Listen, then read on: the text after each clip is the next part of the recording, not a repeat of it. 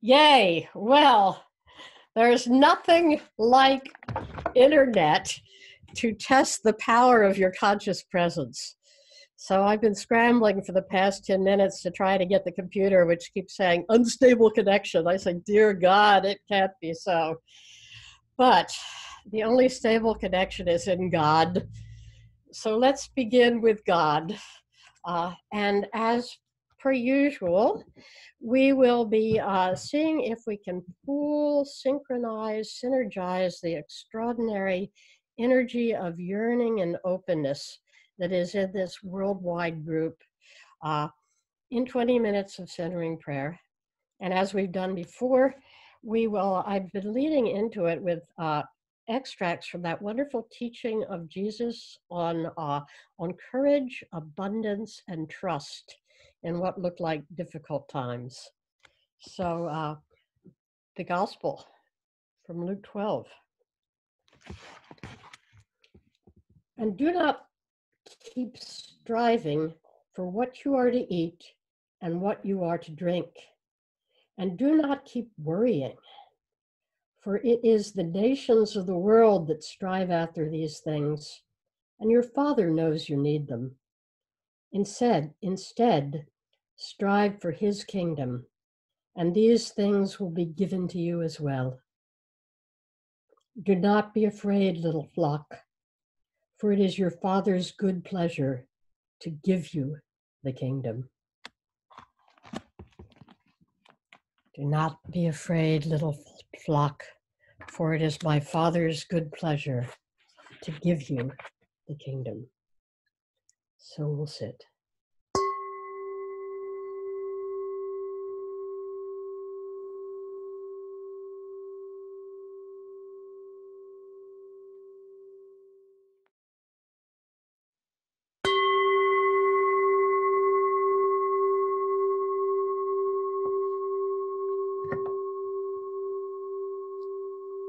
Be still and know that I am God. Be still and know that I am. Be still and know. Be still.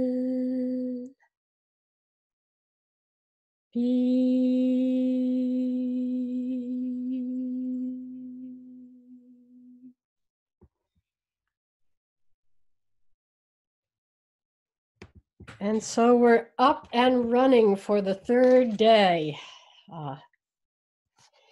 And as before, I will start with the questions. And such questions we have. If I can find where I put the questions.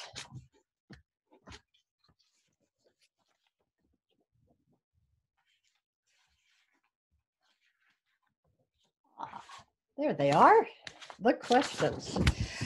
First of all, thank you for an extraordinary bunch of questions. It went on about 8 or 9 pages, single spaced. So we're not going to deal with all of them, obviously, but I did read them. And what gave me the greatest pleasure in these questions was to understand how subtly and courageously you're following the drift of this.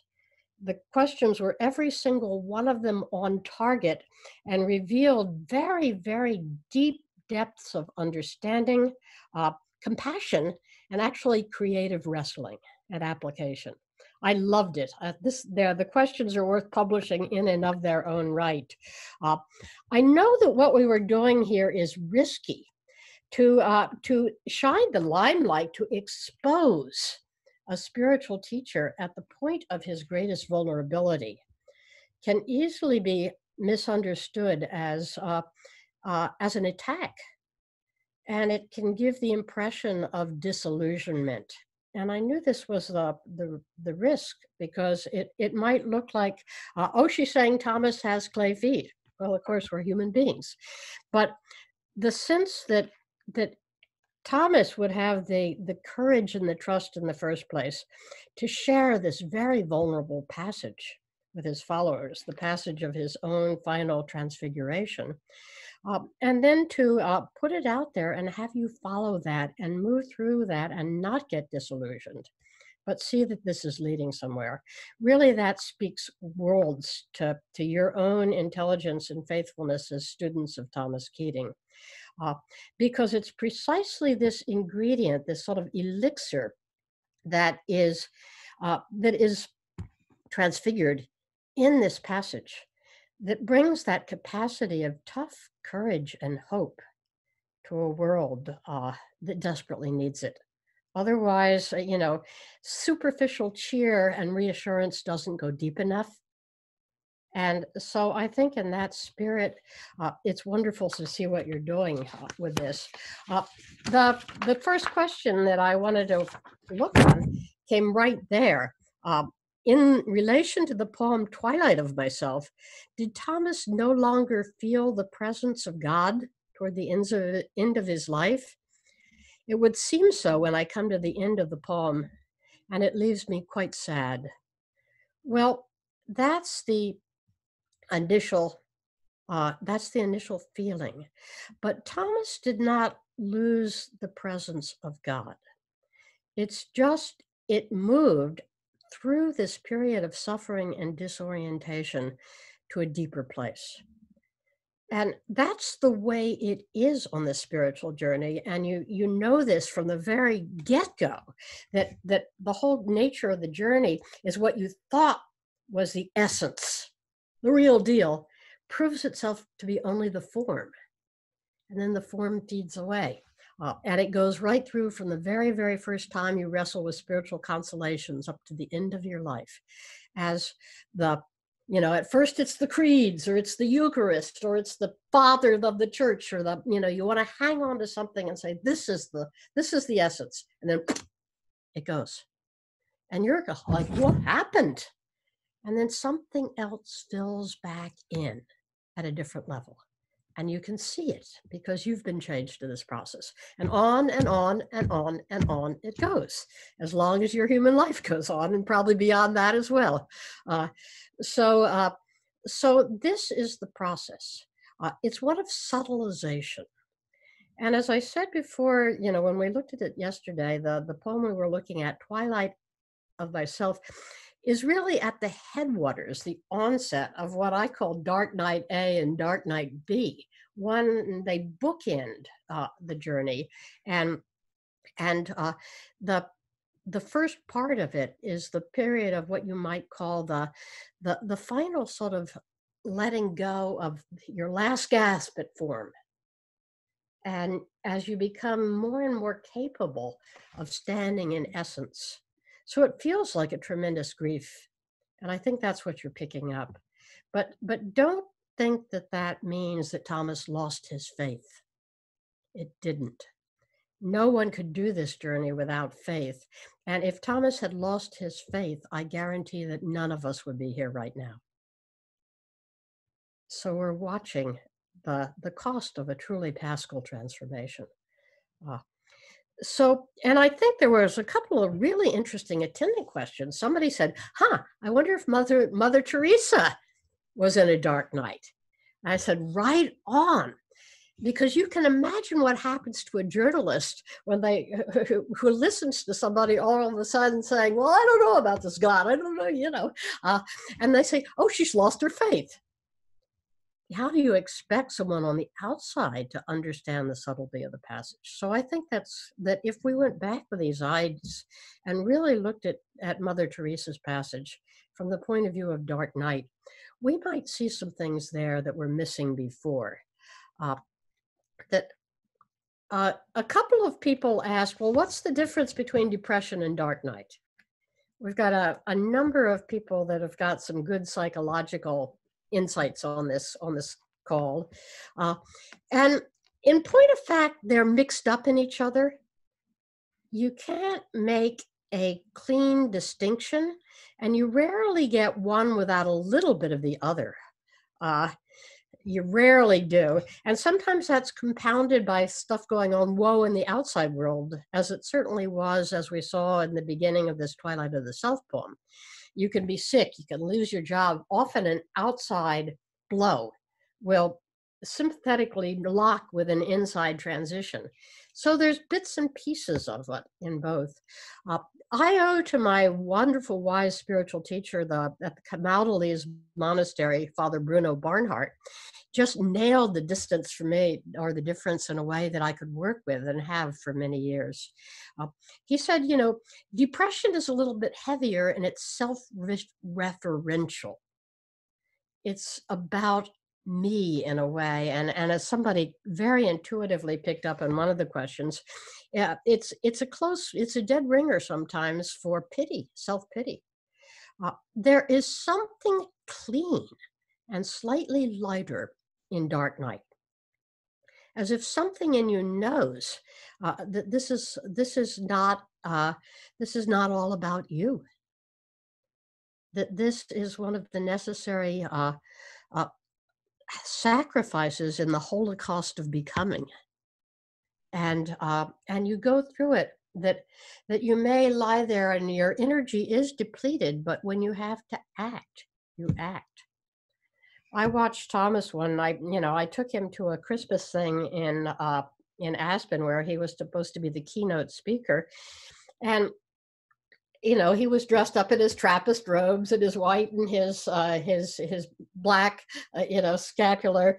Sat there in my car, looking like a dead penguin. And then he got into the conference. He was still sitting there, kind of hunched, and like he had no energy to draw on. And when it got time for him to get up and do what he had to do, it was like a lion formed from the ground up in the man, and he was totally present, forcefully there to give everybody who was there what they needed. That's the dark night. You suffer, but you still serve. So again, these are not sort of clean divisions. Everybody will have a little bit of everything, and very often some of the stuff you encounter in a dark night will need psychological addressing as depression. But watch the mixture in the two of you, and it'll give you some better clues on what's happening. There was a technical question that I think is a really important one, and I skirted over it when I talked, but I think it's important. Somebody dragged me back to it, and it's to do it. That he says, it says, let's see if I can find it. It basically says, well, the false self, is that the ego? Why? She says, I thought the false self was the ego, this person says. What's the difference between them? And it's a tricky area. And one of the reasons I try and bypass the term ego self, which is what we would normally be calling this, what I call the narrative self, is because the term ego now has two meanings. Two different interpretive modes. And if you get them mixed up, you're in trouble. For a long, long time in the spiritual journey, ego was synonymous basically with sinful self-will. That's the sense in which Thomas Merton uses the phrase false self, the ego self. For Thomas Merton, the false self is the ego self, and the ego self is the false self.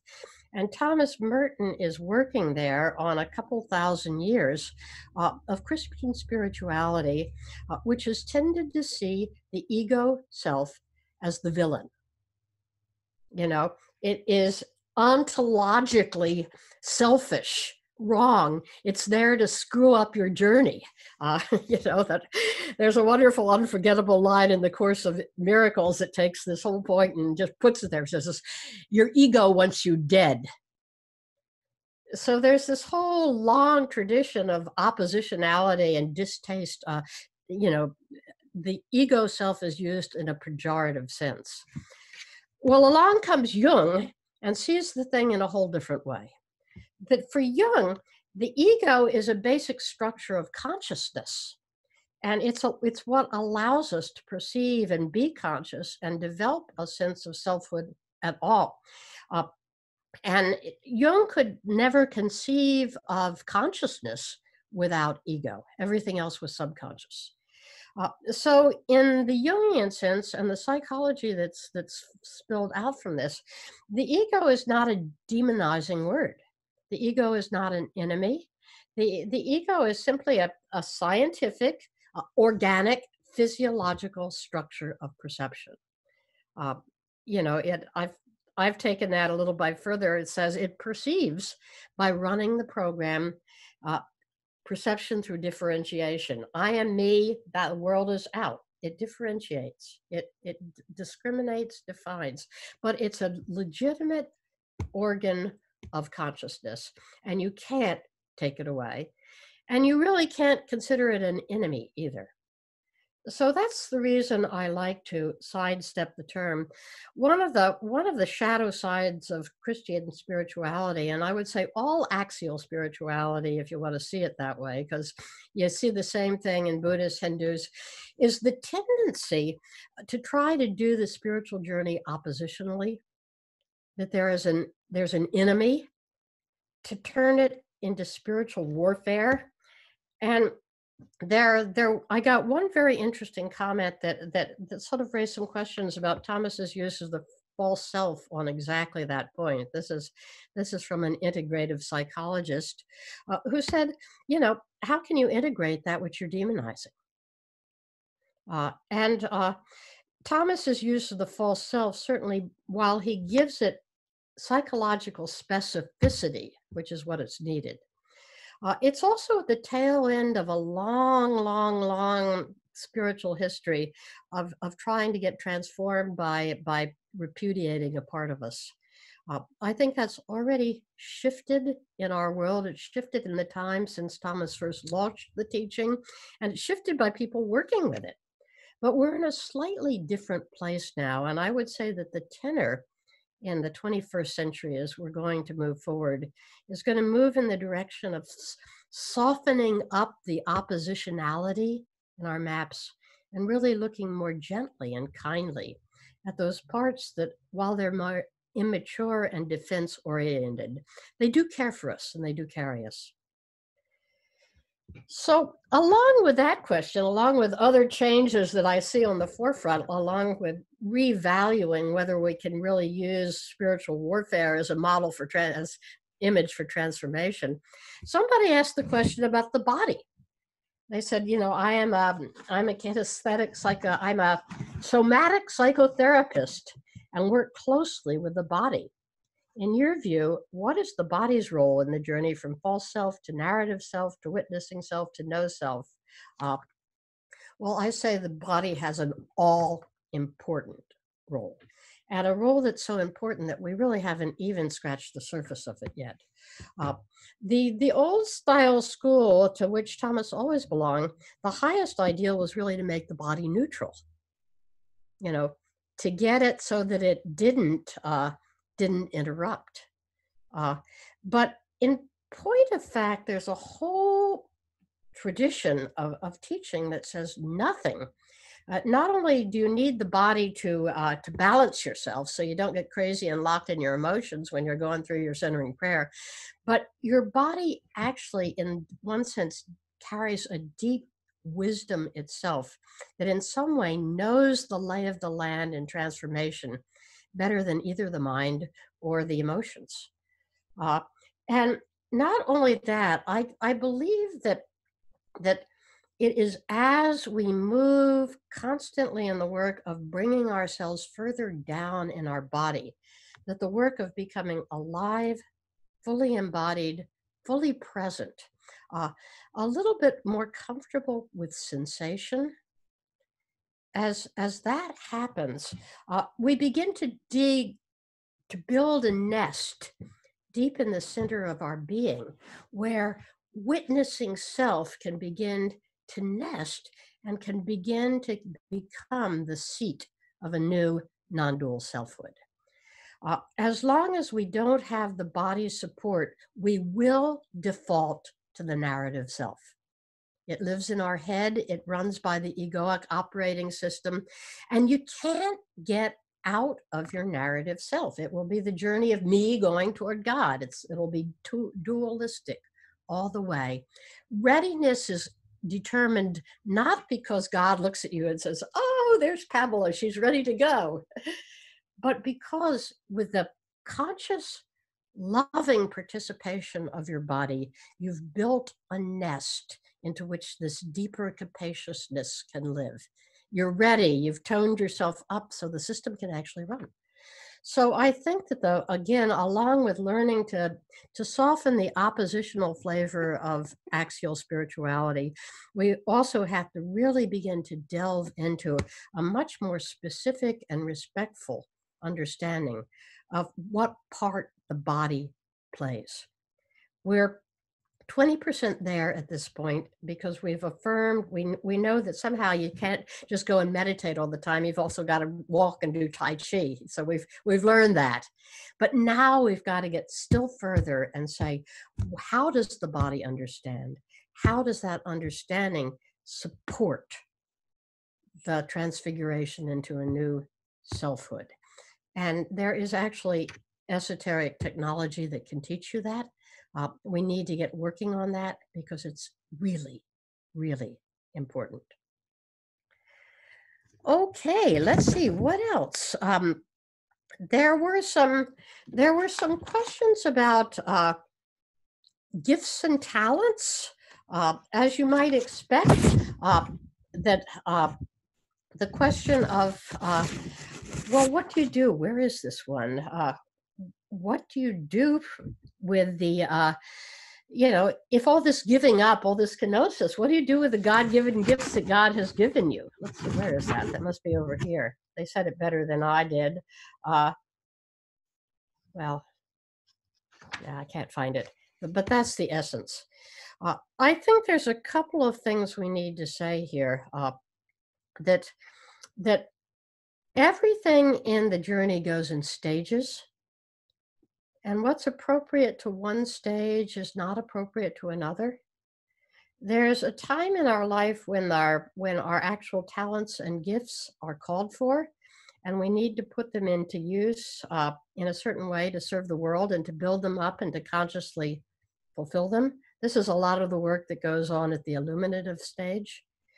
But all along, we're learning in the process through centering prayer itself, the process of kenosis, of letting go, of not getting attached. You are not your gifts. That is one of the false messages that gets broadcast to us in our era today. And along with that desperation, well, I have to be my gifts. I have to exercise my gifts. You have to give me space to do it. And you feel the desperation there. Your consciousness is infinitely stiller and more flexible. You can be a PhD. You can plant gardens. You can work in a hospital, in a funeral home. You can do what must be done. It's the same consciousness. Your gifts are not who you are. Your gifts are the avenues through which you most easily let that consciousness flow. Important to tell the difference. Thomas just stunned people. I think they still haven't recovered from it when he went to Basil Pennington's funeral, when he preached the funeral address there. And he said, sometimes the best use of our talents is to give them up. And he didn't mince words. He didn't say mince attachment to. He didn't say give up your attachment to them. He said give them up. Because when we're too deeply attached to our gifts and accomplishments as the batter of who we are, we can't get out of it. And we're shortchanging, to the extent that you think you're your gifts, you've pretty much condemned yourself to a finite existence. Not advice for the spiritually immature, but heads up that the journey's going that way. And when the time comes, it's important. That's the other thing. A few people have said, well, what did he do in the last few days in this monastery? He just sort of gimped about. Did he celebrate the Eucharist? Did he even go to Eucharist? No, he didn't need to do that. He didn't need to be teaching that's for some other stage in life. He was doing his thing when he did it.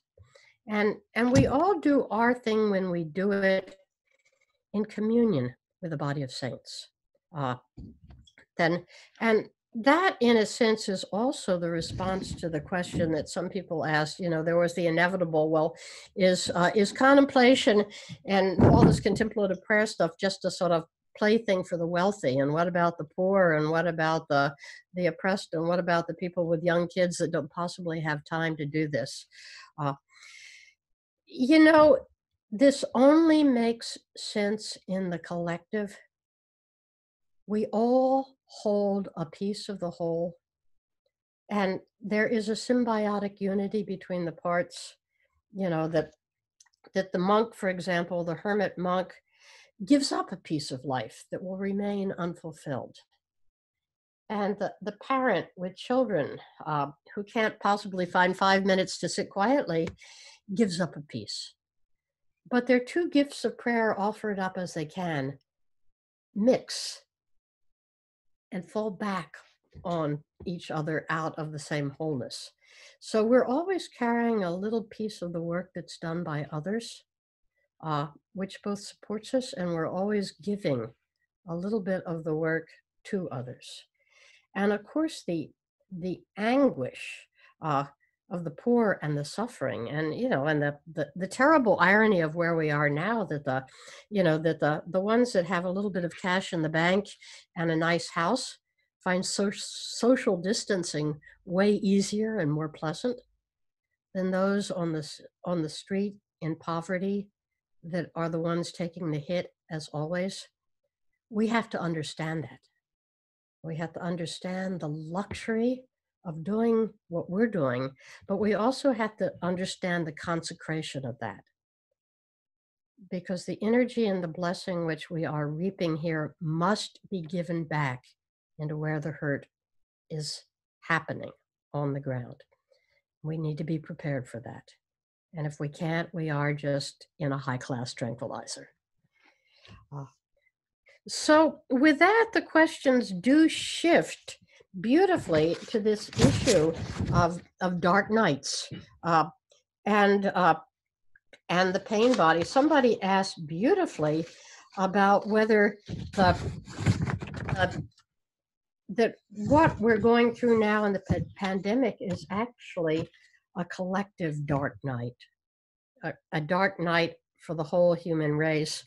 And I think that's a really, really, really brilliant way of beginning to envision it, and of taking the kind of cameo thing that we're doing today and looking at this, what Thomas is going through, and seeing what wisdom we can glean for it as we face the world. It's a very, very interesting dialectic between the macro and market. Yeah, do you feel this period of global crisis is a kind of dark night, and that we need to turn toward it as such? Yes. Should we surrender here to a deep unraveling and not knowingness? Yes. Yes. Somebody else wrote very interestingly, in March, when stay-at-home orders were issued, my false self reared up. I felt abandoned, rejected, totally alone. I was angry and sad. Then I did some work and moved to a completely different place. I have embraced the solitude. I'm doing my practice, spending much time in nature, reading meditations on the tarot, but I am resisting doing anything. I said no to being in a care circle, to call members of my church, to preparing meals, to making masks. I don't want to participate in online church sermons, discussions, Zoom coffee hour, but part of me says that I am being selfish and lazy and not doing anything to help. Please comment. Right on, brother or sister. Listen to what you're listening to. That this is, by leaning toward the emptiness, it's exactly how contemplatives can help. And it's the gift that is going to emerge. As we're going to see as we look at the poems today, you can't go back once it's underway. We're never going back to an old. we're never going to normalize because there's no normal. It died behind us. It's moving forward.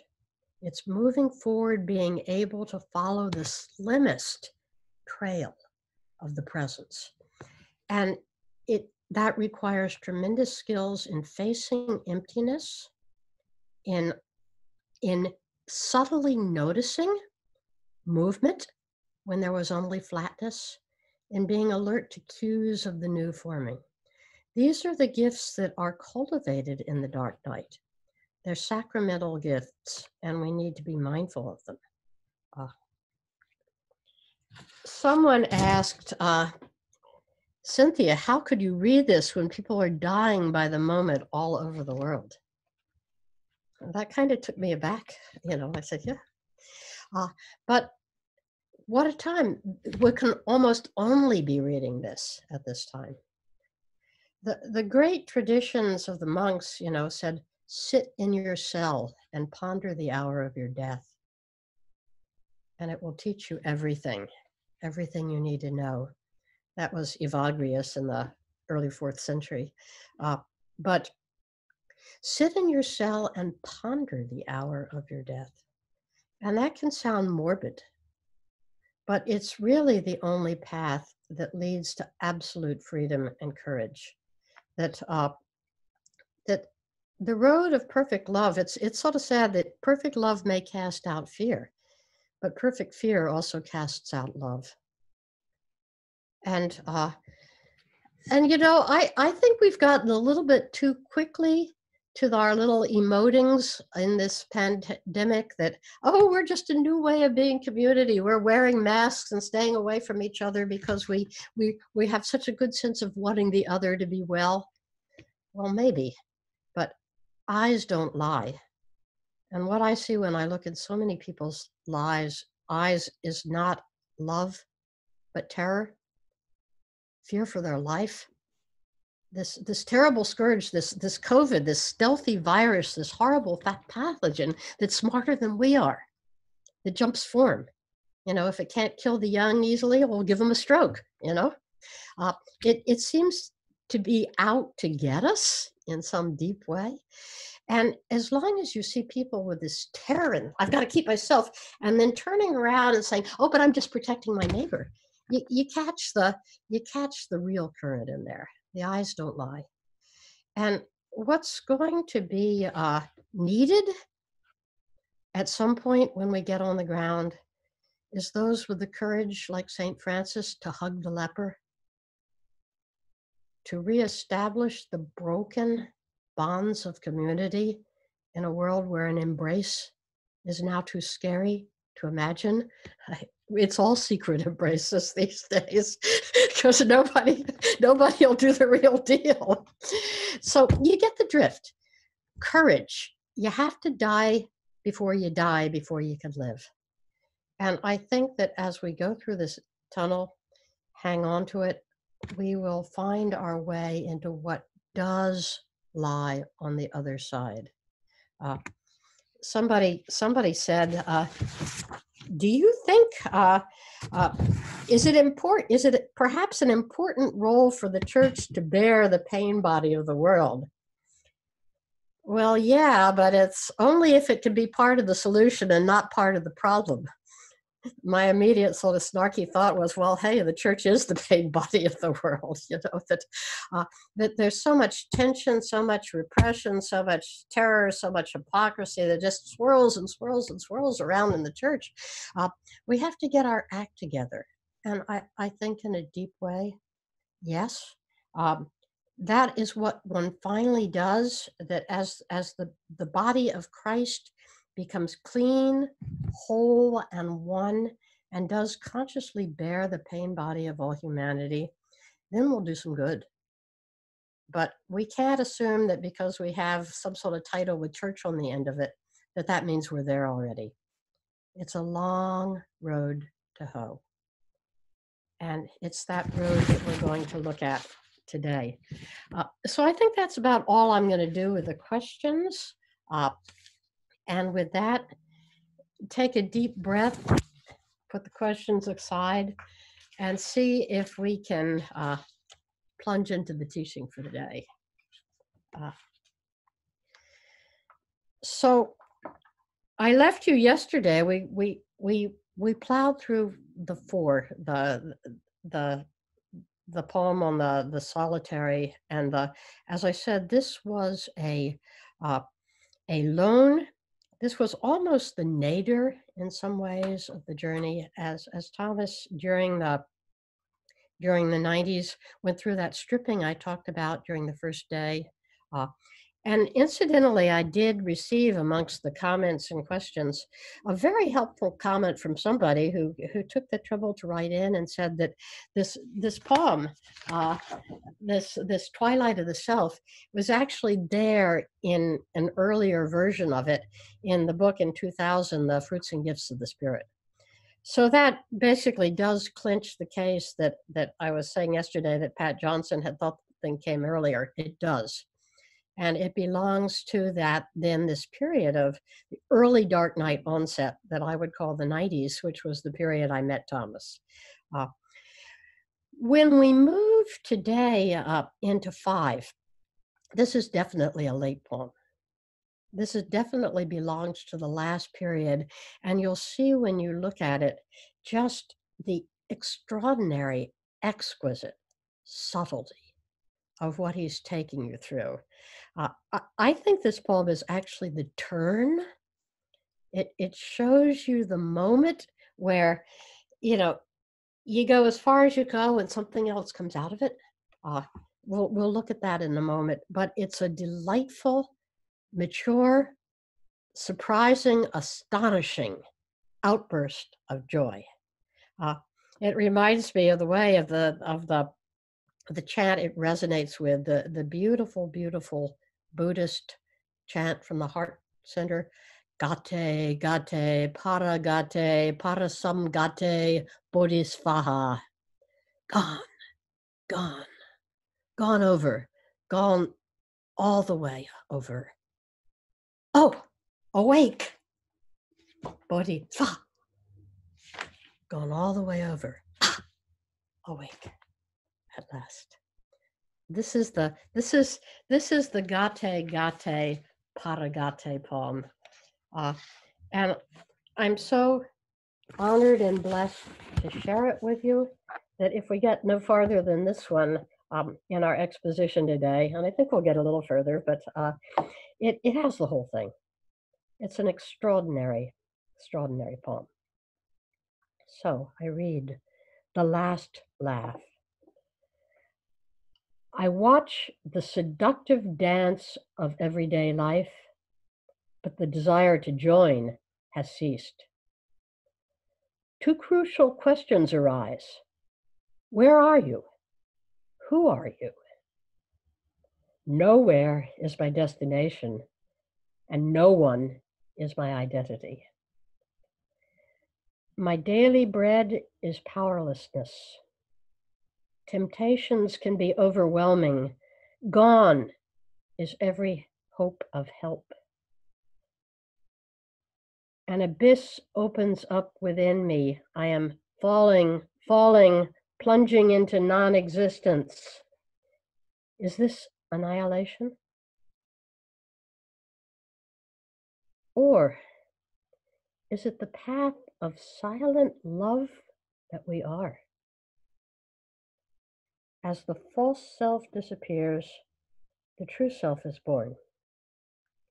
Then the dance of human nature with that which is takes on a wholly new perspective. And those who take part in it are overwhelmed with laughter, too deep to be heard. Bodhisvaha, yes. So let's take this poem apart. I think I have to draw on some of my skills as an old teacher of English to come through some of the complex and subtle turns in this one. In the first part really takes us in the first 3 verses.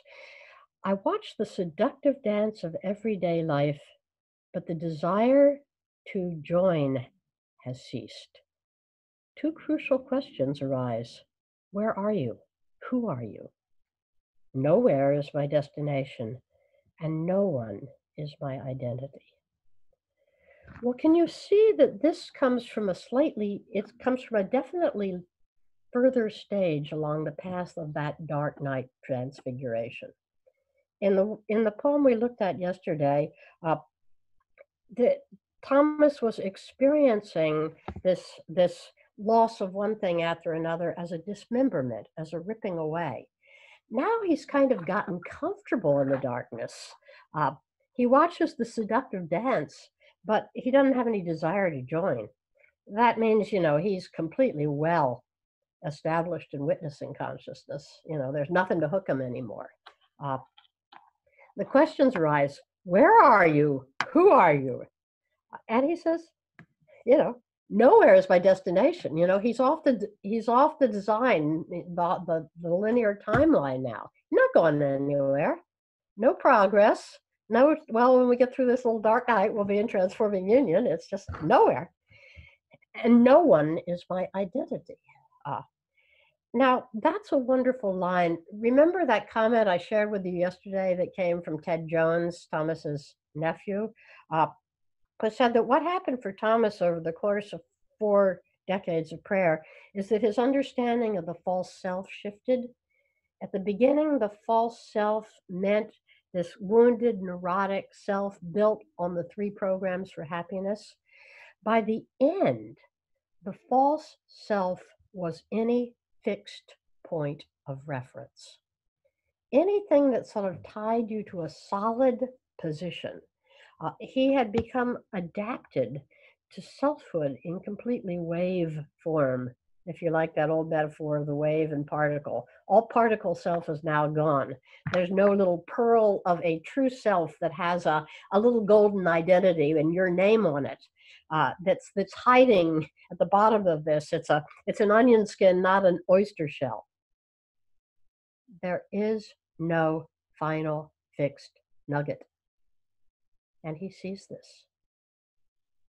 But how do you get there? Well, that's where we're going. So in the first 3 stanzas, he's gotten comfortable living in this state of suspended animation, as it were, negotiating in it, befriending it, navigating around in it. Then we move down to the next 2 lines, which are actually bringing you very, very close to the final abyss. My daily bread is powerlessness. Temptations can be overwhelming. Gone is every hope of help. Well, he's in this alone. He's like Anthony in the cave back so many years ago, just temptations. The last thing to drop out, unfortunately, is the temptations. But there's he feels no hope, no power, nothing coming to him. He doesn't hope anymore because hope is always the preference for some desired other outcome. He's beyond that. Here I am. And then an abyss opens up within me. I am falling, plunging into non-existence. Remember back a few poems ago when we read that little poem from when he was, when he was 14? I am drifting. I do not hear him speak. I only see him. And now he is fading. And this one, I am falling. You better believe that repetition of the ing word is a deliberate flashback in these poems, which remember are very, very carefully constructed. It's almost as if this image of being on the edge of an abyss, the falling and the fading, is kind of a master image in Thomas's journey. And so here we are. I'm falling, plunging into non-existence. Is this the final void? Is this annihilation? Well, of course, those of you who are Sufis out there know that the great word for that in the Sufi, mysticism, fana. Thomas Burton was fascinated with that too. Is this fana? Is this final non-existence? Does the light go out in this little candle? And then, so he's hitting almost, you know, the end of the road, and then, or you could actually sit and do centering prayer with or for 20 minutes. Or is it the path to the silent love that we are? Okay, pay attention to that. The silent love that we are. Maybe that's who we are. Maybe that's who the true self is. The silent love. How could that be? Well, he brings it in with a transition here, which is a little bit interesting and fascinating. He says, as the true self disappears, or as the false self disappears, the true self is born. Now, you may think that that's a little indelicate right there at that very, very crucial moment, but it's an absolute clue to where this poem is going. This is, in Thomas's experience that he's sharing with us here anyway, the final dismemberment of the false self, the final stripping of the veil. So this path to silent love that we are is where we're going to find the true self. And as he says, as that final veil is penetrated, then, only then, does the true self appear. Then the dance of human nature with that which is takes on a wholly new perspective. And if you pay careful attention to that, you go back and gulp again and you say, oh, he's just told us what the true self is. See, he's brought us right back to that place where we were in poem 2. Remember the secret embrace? The between the infinite transcendence and the creator God. That how did that poem end? The secret embrace of the source of all creation with infinite transcendence can never be revealed. Maybe it can never be revealed, but it can be participated in. So in this beautiful, gripping little stanza, he's talking about the secret embrace of the source of creation with all with inner transcendence. So here we have, he's picturing the dance of human nature, not my human nature, the dance of the finite, the created, with that which is.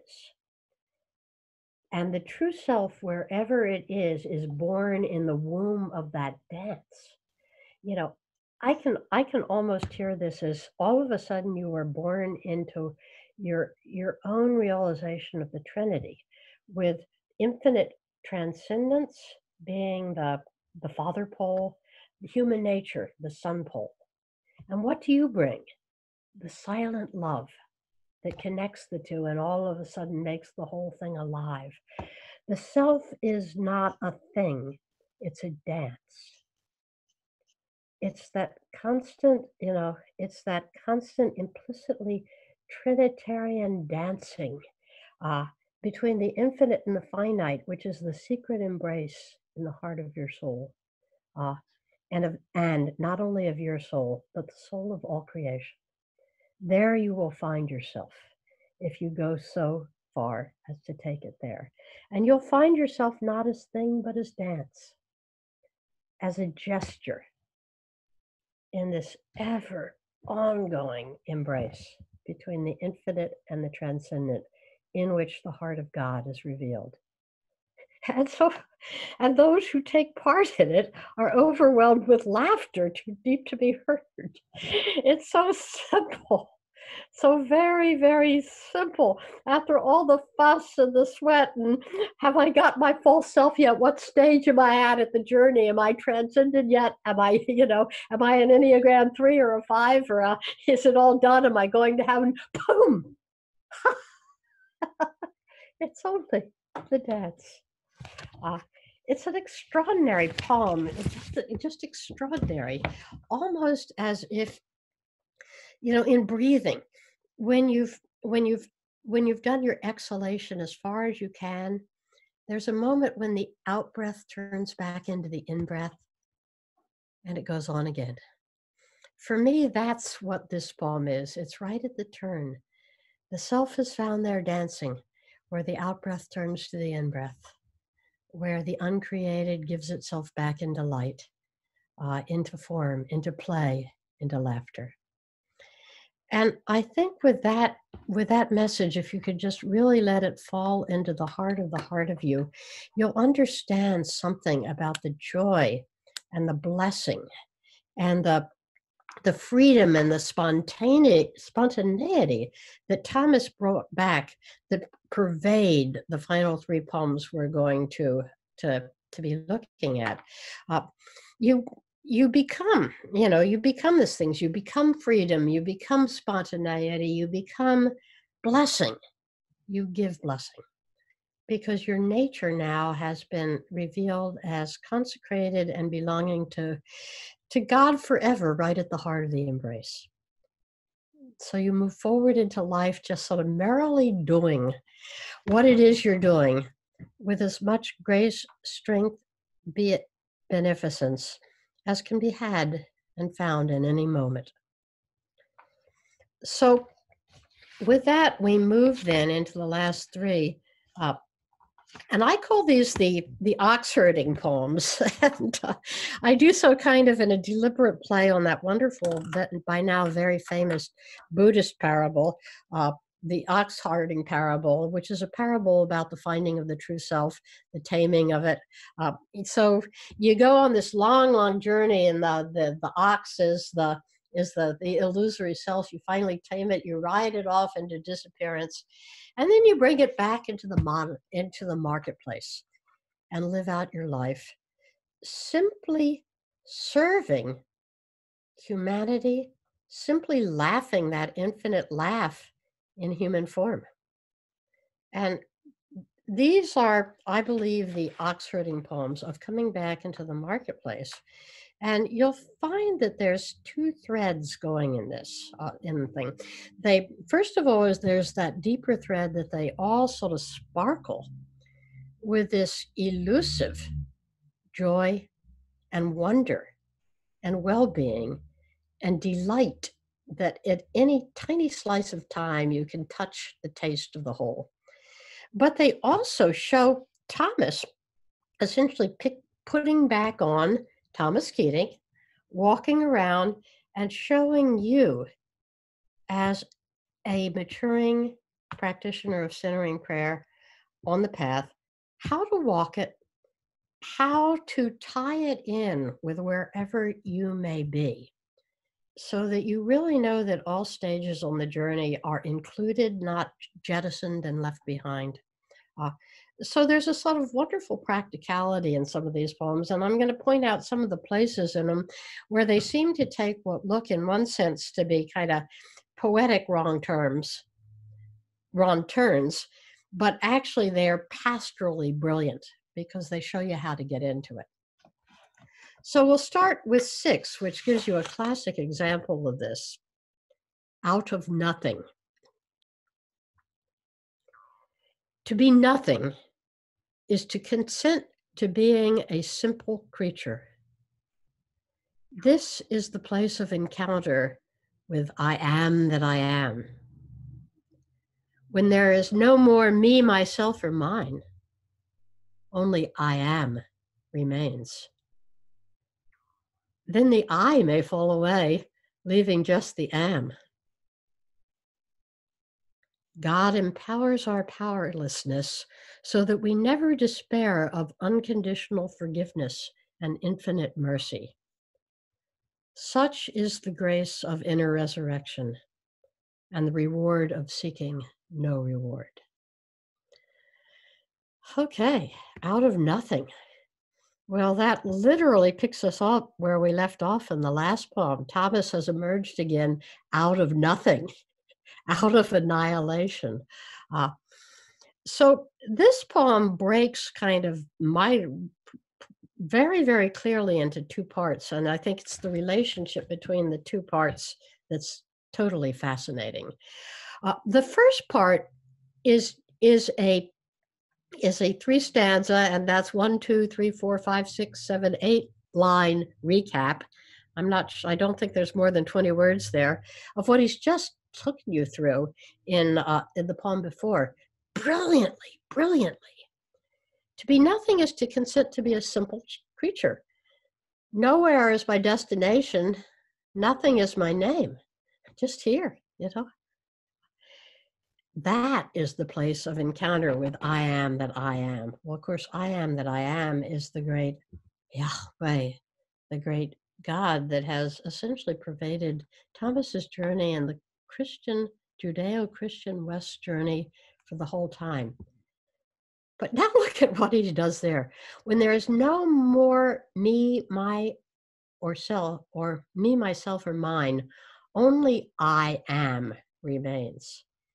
Well, that may, in a way, be kind of the logo for the first part of this Dark Night A and B passage we've been looking at here. All these little definers of me, myself, or mine are going to fall away so that there's only I am, only God, no me anymore. But then this later, then the I may fall away, leaving just the am. What, pray tell, does that mean? You can't do that one with your mind. But if you think in the direction that there is still some I, some consciousness, remember we talked about yesterday means with knowing. And when we say I, we assert at least some sort of turf of independent reflection.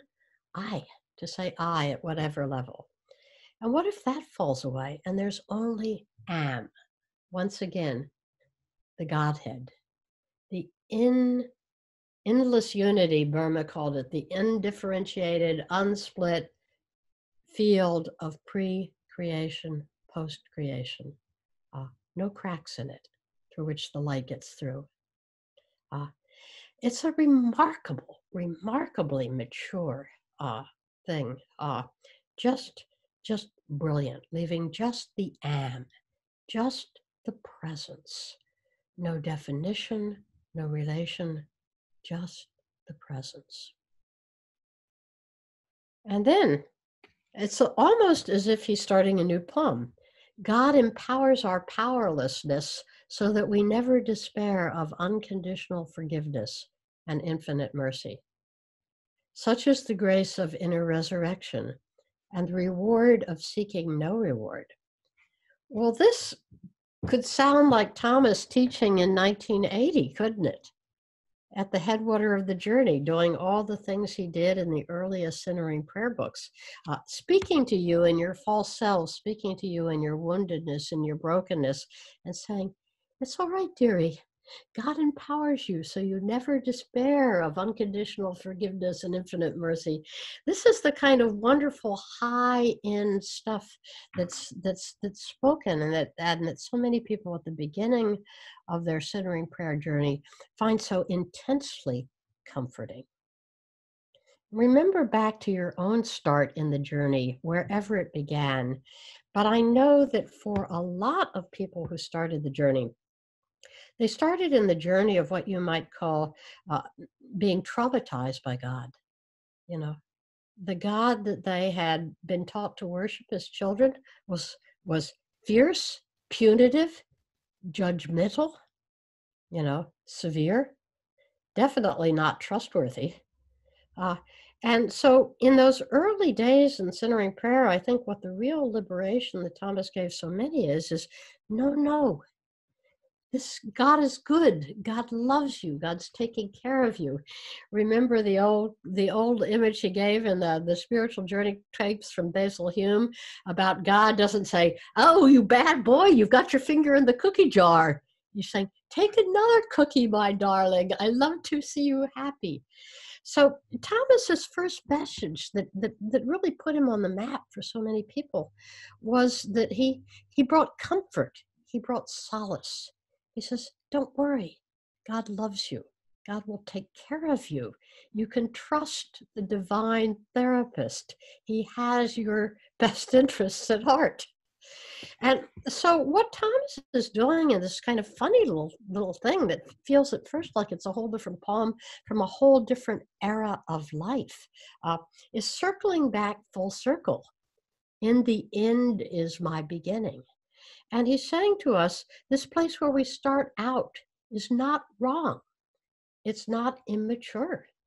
It's everything I told you 30 years ago that started you on your own journey is still true.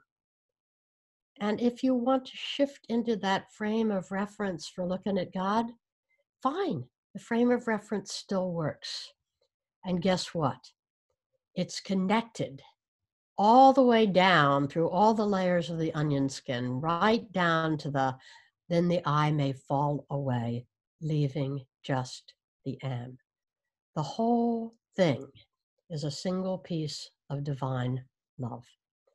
And you can dance with it at any point in your own spiritual and personal maturity and still feel comfortable that you're receiving the fullness of the divine love in that moment to exactly the capacity that you are mature enough to hold it. It's all connected.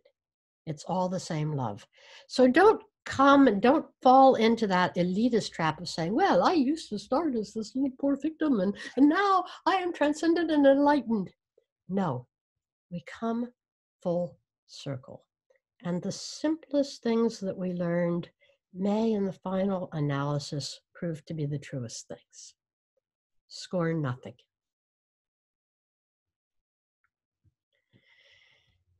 Seven, stillness. I think this is everybody's favorite poem.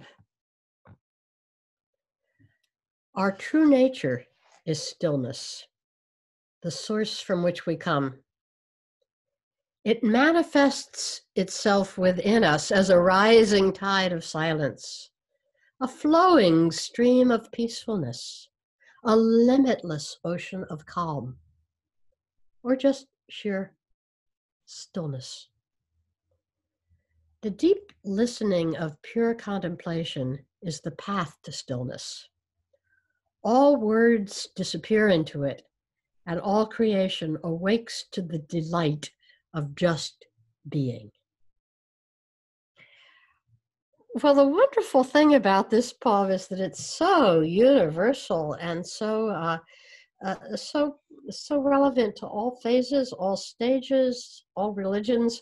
When we were doing our little festival celebration in Aspen as part of that first Thomas Keating Memorial Celebration, we read some of these poems, and everybody wanted to read this one. The Buddhists were all hot to read this one because they say, "Oh, he sounds so Buddhist here," you know.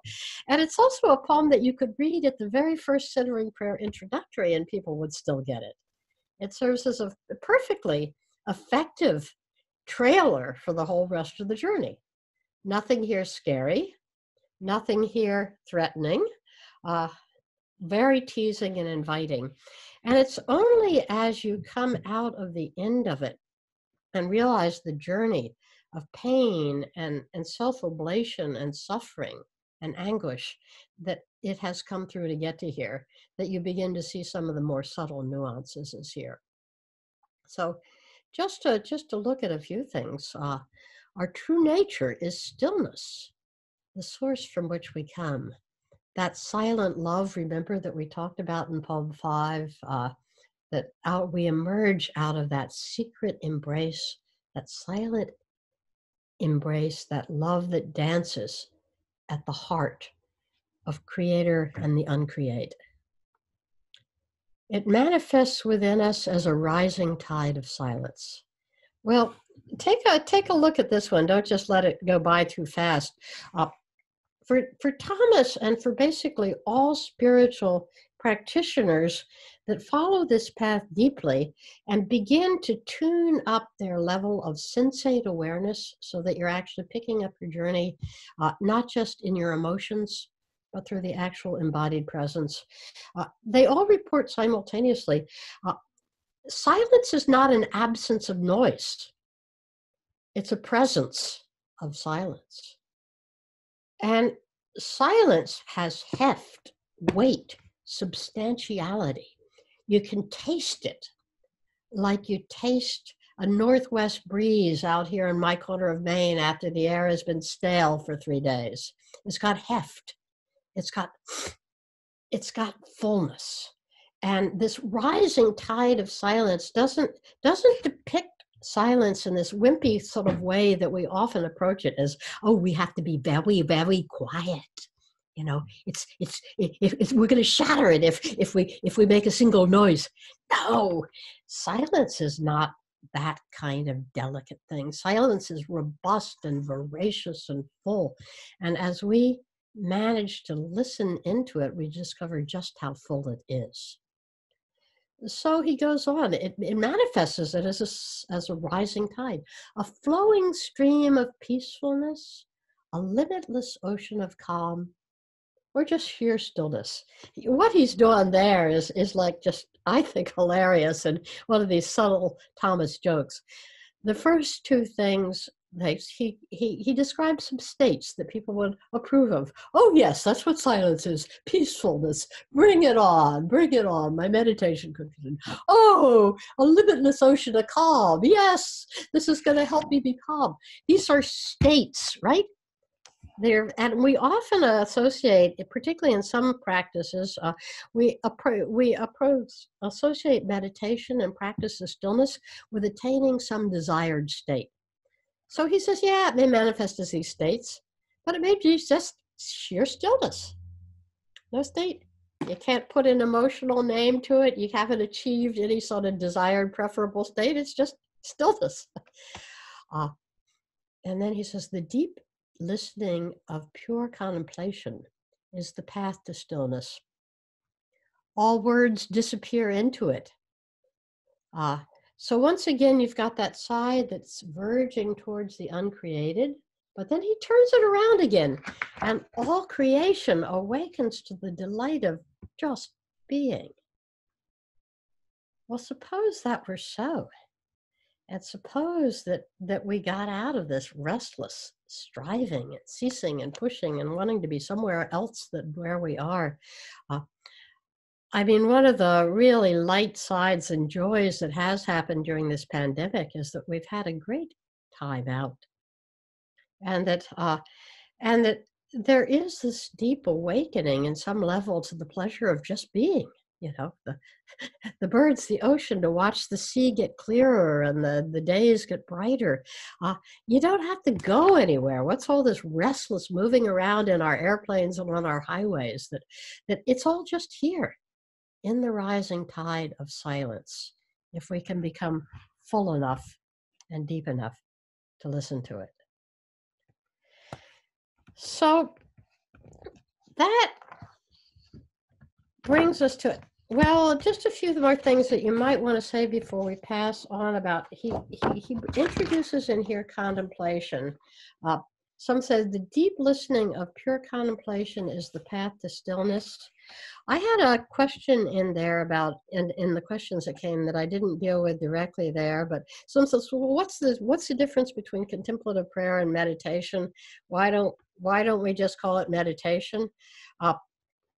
There's a hair of difference, and I think it takes on different aspects to you in different times, and I'm not going to interrupt the pace here to give you a sort of scholarly lecture on that. But contemplation has in it this wonderful dimension always of prayer, meaning that you are caught from the other side. You're not the active agent. You are dancing with an invisible partner, but you're not dancing solo, and you're not doing it. And contemplation in the traditional sense that's particularly been carried forward in the Orthodox branch of Christianity is being absorbed more and more deeply. Like I used the image in a piece I was writing the other day of the icon of an icon. If you've ever worship with an icon, you start out thinking that you're looking at the icon, you're looking right into the eyeballs of Jesus. And all of a sudden, you get this distinct feeling that Jesus is looking at you. And then both you and the icon disappear, and you're dropped through some sort of portal right into the cave of your heart. That sort of thing. Contemplation is a relational event that drops you finally into that deeper level of being absorbed in something that your mind can't comprehend and get on top of by itself. Your practice can't get on top of, but you are met. And that's the shade of difference. So he does come back. I think it's wonderful that after a long, long journey that began with his, really, really sweating bullets, talks about what's the difference between meditation and contemplation. And functionally, the difference was because if you use the M word in the Catholic Church, they were going to accuse you of being Eastern and he would have gotten ostracized. But the journey that went from there to a really deep reappropriation of what contemplation means in its truest and most mystical unitive sense in the Christian path particularly. I would say that in all the paths it's represented, but the Christian and the Christian East, I think, has the most rarefied understanding in all the religious paths of what contemplation is and how it really is a secret embrace initiated from the other side. So, the last poem, and this is pretty fast. What matters? The mark of a master is that he can say it in 10 words or not less. Only the divine matters. And because the divine matters, everything matters. Wow. Well, there's the embrace right there, isn't it? There it is. It's like in this wonderful time, Thomas comes back into the world, is turned around. Only the divine matters, but because it matters, everything matters. And so finally, after you've been there at the source, after you emerge into the world, you, on that next out-breath, are thrown back out again to look at the world. You come back with a new sense that part of the blessing and the responsibility of being a simple creature is to tend this place just exactly as you find it, to take your little turn at the post, at the helm, to steer it as you can, to help as you can, to accept its struggles at this particular point, to hear its conditions, to interact with its conditions, to be present to it in a deep, full way. And this poem summarizes in a really quick 8-word essence or something what I really saw as the transfigured journey of Thomas during the last 5 years of his life, that he came back from somewhere as if transfigured. And what you saw in Thomas was really and increasing what I would call interest in the world in its own terms. He wore the world on his shoulders like a mantle or like a priestly stole. And he cared for it. In his reading, I said, he got more and in neurophysics, neuromeditation. What is the structure of consciousness? In a funny way, he and the Dalai Lama, who were personal friends, worked on parallel tracks, like they were beginning to hold the same post from the Eastern perspective and the Western perspective. But Thomas was really interested, really interested in science, in what can be discovered. Is there a stable basis for knowledge, for working in the world? He became skeptical, increasingly skeptical of the traps that are embedded in religious consciousness, of the dogmas, the hierarchies, the sort of tendency to exclude. He became more and more bold in his statements. I remember him saying the only real sin is humanicide,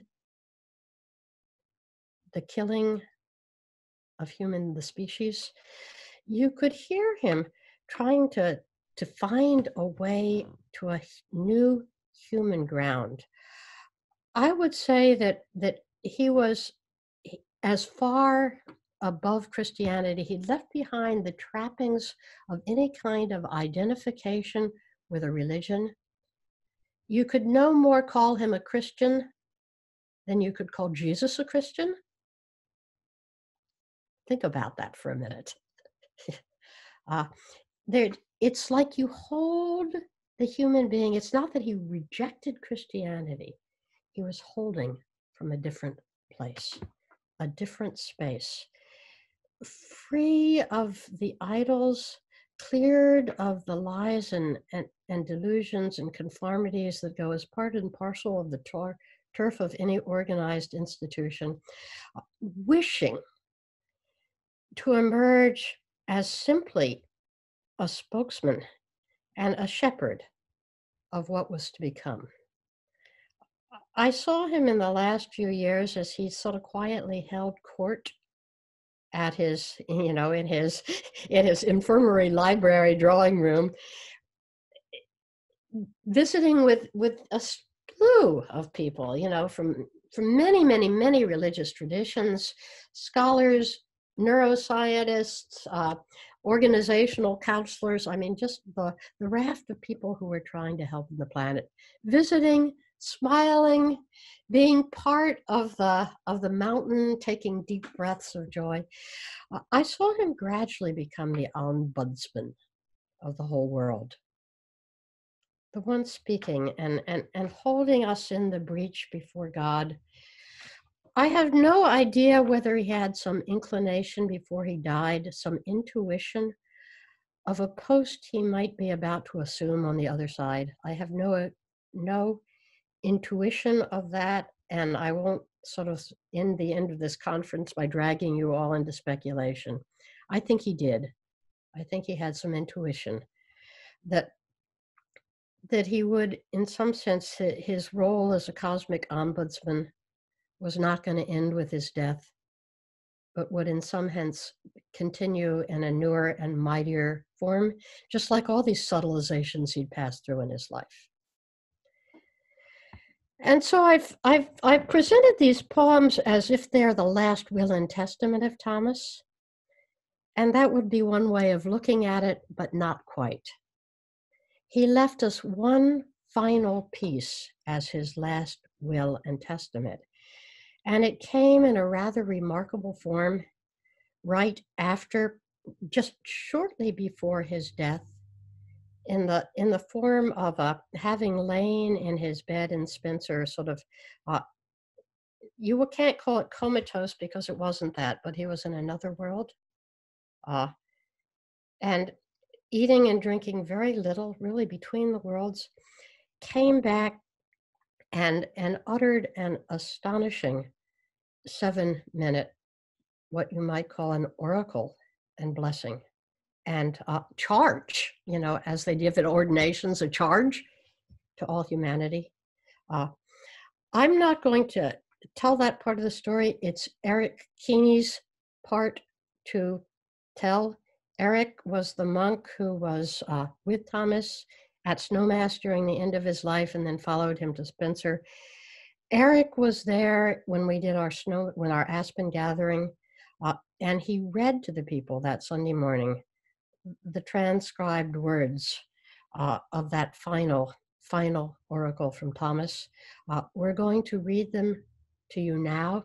We'll give Pamela a minute to get them up online. Put yourself back in the Aspen conference and listen with your heart to Thomas in his last teaching. Good morning. As Cynthia said, I was a monk at St. Benedict's Monastery for 5 years, and I was with Father Thomas pretty much every day at St. Joseph's Abbey before he passed. And every day was a different experience with Thomas, and many wonderful things happened around him with other monks, and he spontaneously gave teachings. He remained long periods in prayer and silence. He went long periods without food or water.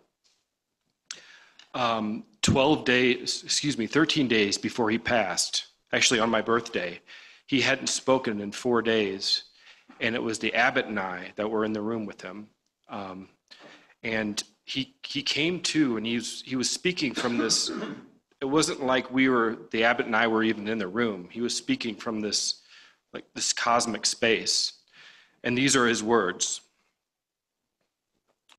Dear friends, in the universe, an extraordinary moment of civilization seems to be overtaking us. Through the great discoveries of science and spirituality, we find ourselves in essentially a new and different place than ever before in history. It's a time of enormous expectancy and possibility.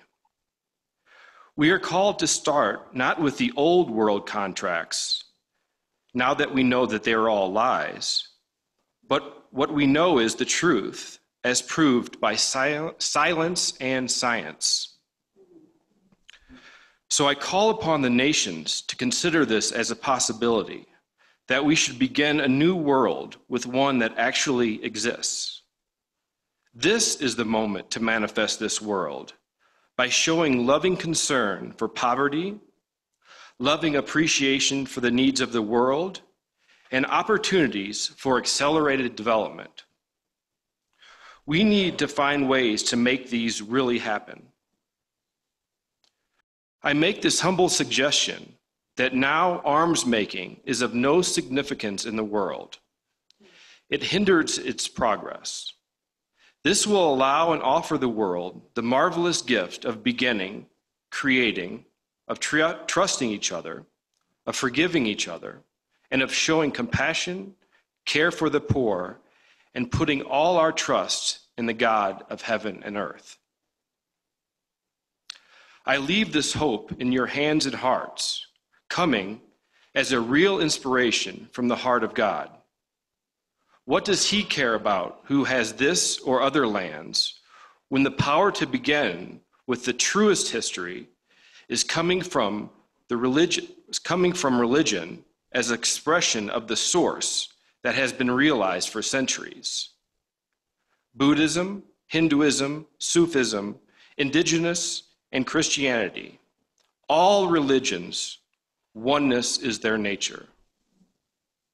Amen. Amen indeed. And so it is with oneness that Thomas left us as his parting plea and gift. And oneness is a good place with which to begin as we begin to pick up as a human species on the other side of whatever will be left to us as this pandemic runs its course, and to begin to move together toward the larger present, which is our future. Thank you, one and all. Thank you, Thomas. God bless you. May courage not fail us.